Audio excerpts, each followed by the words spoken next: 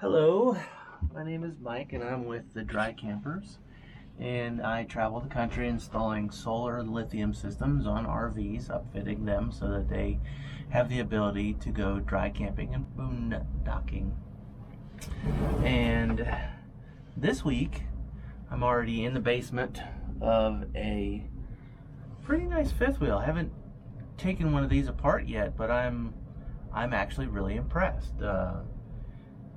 Well, with everything except one thing, and it's typical. It's space and the abundance of space that's behind the basement wall. This is a fifth wheel.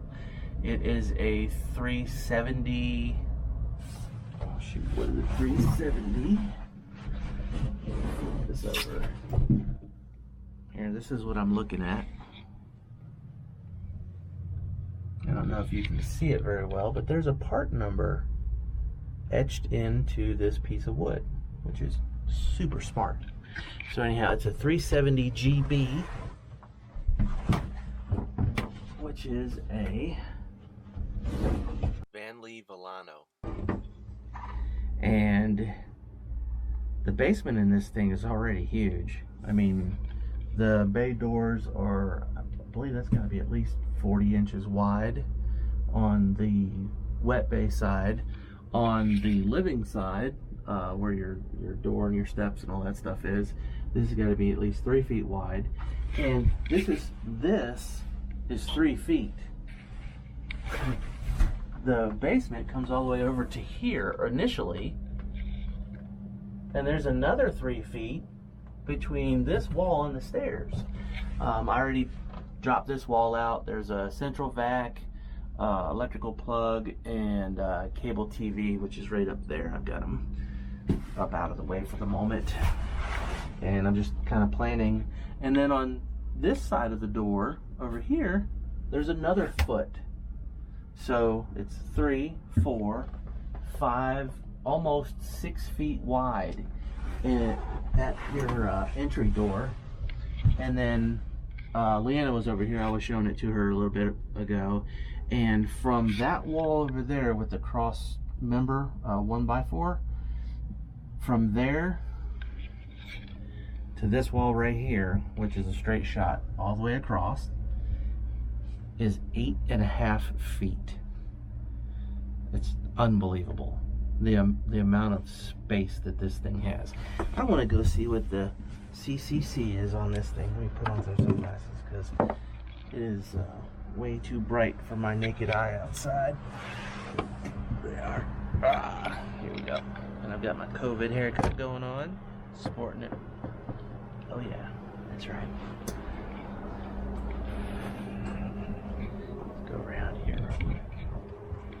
Here we go. That's tires. Tires.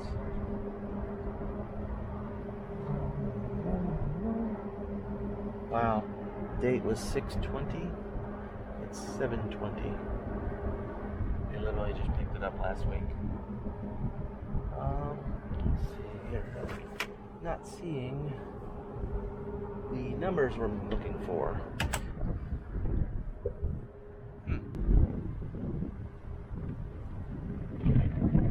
The cargo, the CCC is 2,000 pounds. That's not very much. To have an 8-foot basement only carry 2,000 pounds? That's kind of like having a Ferrari with, I don't know, aqua treads on it. You're not going to get very much grip. So that must be it, 2,000 pounds. Wow. Really limiting you there.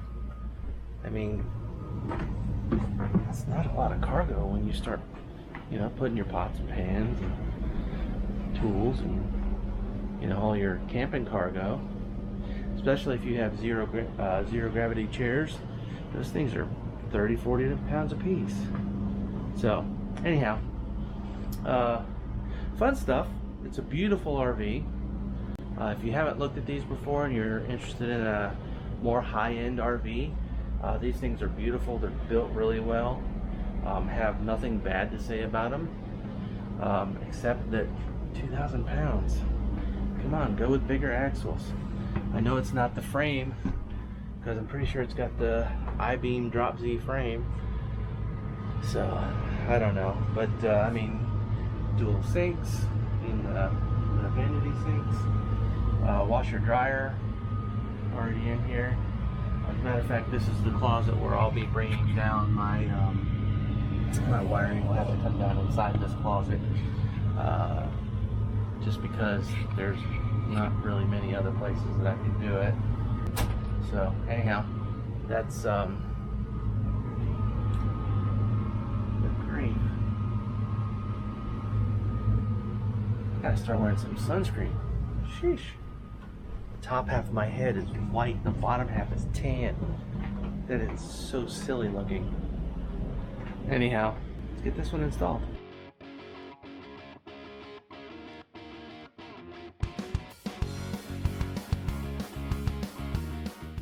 Okay, so we are on day 2, and as you can tell, it's a lot of light in here. Yeah, so I lit this one up like crazy. Just doing some drawings. I don't remember what cartoon that was from when I was a kid, but I think it was a little British boy that used to like to do his drawings. But anyhow, so I've been drawing on the floor. This is the battery bank. It'd be 3 wide, standing vertically. Make sure I'm in the frame here. 3 wide, standing vertically. Stops here from here to here. So 1, 2, 3, and then 1, 2, 3. I've got to build that box, and I'm just rebuilding their framework and just catching you up to speed. So when I am getting all this put together, so a lot of times you'll see me grab a square and I'll check things, and this is I've already adjusted this,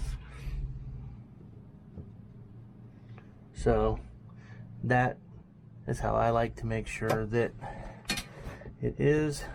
That gets me vertically front to back, and then that gets me vertical side to side, so I know that this board is exactly perpendicular in 2 axes going up, and then all I have to do is just secure this exactly right here. And then when I put the wall back in, because my backing is square, I know that my wall will come out and be square, which is important because I'm probably going to put a door right here so that they can get to their plumbing. Well, if this wall tips out this way, when you open the door, it's going to hit out here on the bottom. If the wall is not square and it's pitched this way, then it's going to hit on the top as soon as you open it. So that's why it's important to not necessarily be level vertically, because you're never guaranteed in an RV that it's going to be perfectly level, so you can't really use a level. You have to use a square, and you have to go off your flat plane, which is your floor, and then come directly up this way and this way, so to make sure that whenever you're done, everything works and you don't have to adjust anything. So a lot of times that's hard whenever you get over near the wet bay. A lot of times they're not in there exactly square. The last one that we did, the wet bay wasn't exactly square, and I had a little bit of a gap at the top and on the frame, and then the door was gapped on the bottom this way. The door worked fine, it's still open and closed, but it just is aggravating because it would take me probably 2 or 3 hours to undo the wet bay, unbolt it from the bottom, rebolt it, seal it. Not really worth it. So I could have cheated it a little bit, but then they would have lost almost a 1/4 inch into the living space. So, but anyhow, I've got all my drawings done. Over here, so, and yes, from there to here is 8.5 feet wide. How's that for a basement? I'm just like, this is crazy. We've got the AC cranking upstairs. We've got a nice little vent right over there that's allowing the AC to come into the basement. It's 90 plus degrees outside, and it's probably about 75, maybe 77 under here. Okay, so yeah, so I've got this one's vertical off of the floor, this one is vertical off of the floor, and both of those are secure. My wall is going to come across straight here like this, and then we're going to do Multiplus, MPPT. Oh, sorry. There I go exchanging them again.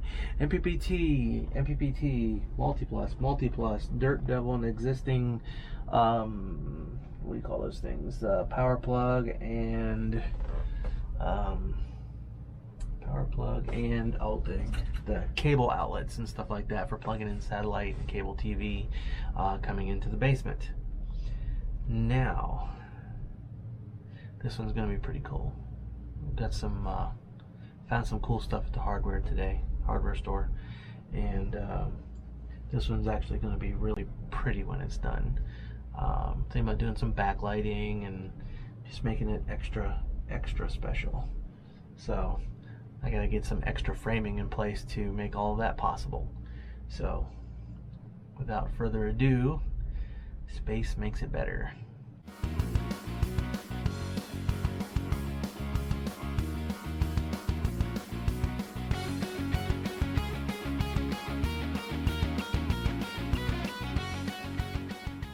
So we're in another day. This is day 3, and yesterday I did finish getting everything carpeted and got those in place. The board, which is right there, that's the back side of it, is all made up. I still have to carpet it.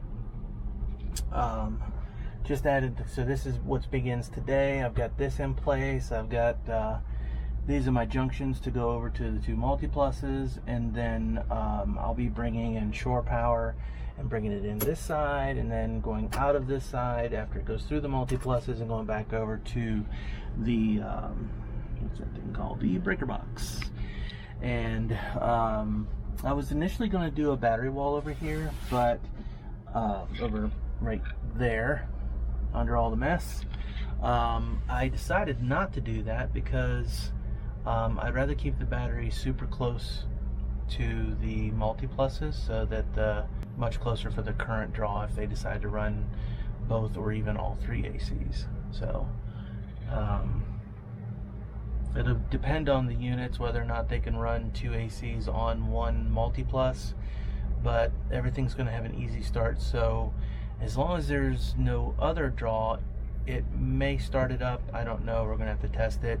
Mathematically it works, but it just depends on how efficient the easy start is to getting the compressor going. If there's a decent spike, then it's not going to work, and they know that, but we're going to try it anyhow just to test. That's what this stuff is. We're putting the stuff in for, to know what we can and can't do. That's part of power management. The systems that I install, they're not perfect in that it's like being plugged into 50 amps all the time. As you're when you're not plugged in, that's not what my systems do. They allow you to live normally as long as you practice power management. Power management is not running 6 things at once off of a 3,000 watt inverter. You just there are limitations, but the systems are really awesome, though. I must say, you'd be able to run AC. They're going to have 2,600 watts on the roof, 17 panels total. The orientation of everything with they have Coleman Mach, the real wide, low AC units, so that inhibited me from putting solar panels beside the AC units, and because of that, was only able to fit 4 big panels up on the roof. So we did a switchy changey real quick and ordered 13 100 watt panels, and I've already mapped it all out for all 17 panels to be on the roof and bring everything in. Here's the boss. So let me go. Gotta handle some stuff. Actually, she's gonna handle some stuff for me. She brought drinks. She's a good one. She's a keeper.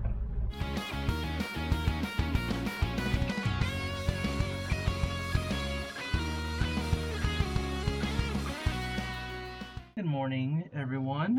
Today is day 4. Yesterday I got finished with all of the batteries. This is a post that's riveted to the piece of strap that will be used for a brace. The Multipluses will be here and here. I know initially I said I was going to put the batteries over in a wall over there, but I'd like to keep the battery cables as short as possible. So we're going to put them right here. Again, this will be a brace. Do a little rack here, Multiplus, and then behind here, if they want to grow, they can, you know, I could put a battery wall here. They can go that way a little bit, or you can go with another 6 right there if you went ahead and did a battery wall. So that is for the future. Just thought I'd bring you along and put you in time lapse today and see how much we can get done. Goal today is to get everything in here installed, carpeted, and connected. Then the only thing left is solar, which would be tomorrow and the following day. So if, fingers crossed, I can get all this done, then we'll get to leave on time. I just got a message. So Leanna's given me shipping updates, and it is saying that some of the panels aren't or haven't shipped yet, but they're supposed to arrive here tomorrow. 12 panels to be exact, and hopefully they're really close. So anyhow, switch you guys over to time lapse and let's get some more of this stuff installed today.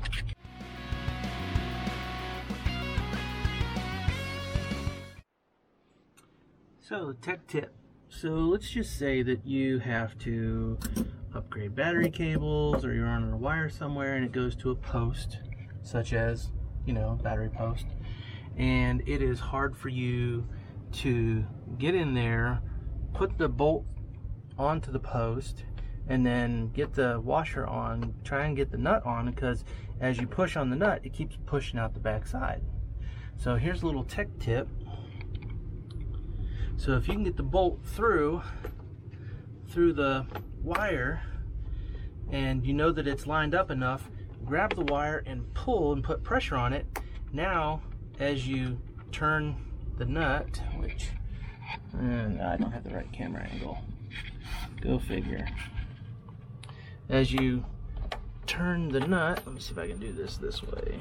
As you turn the nut, the pressure right here will make the nut stay in place.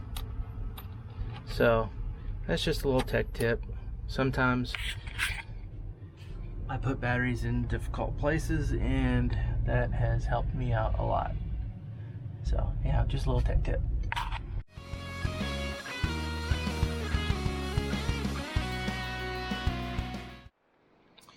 Okay, so I know that a lot of y'all really notice how exact I do things, and that, you know, I'm somewhat of a perfectionist about things, and, you know, it gets me a lot of business, but sometimes I hate myself for it.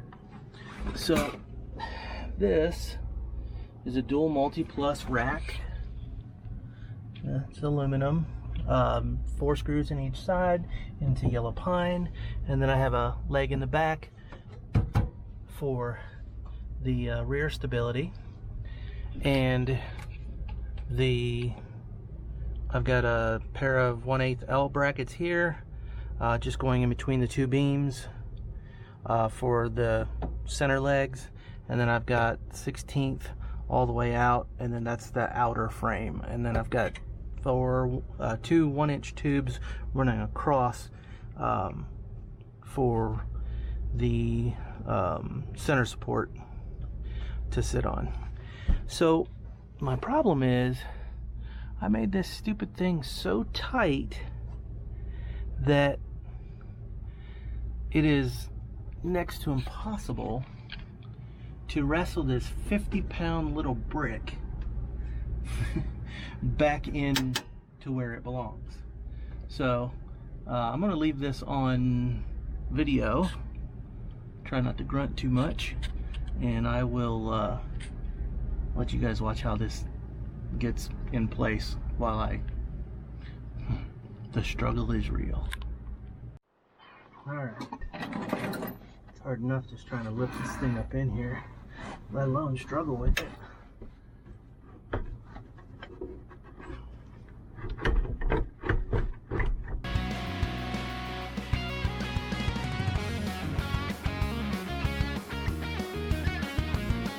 They have the ability to go dry camping and boondocking.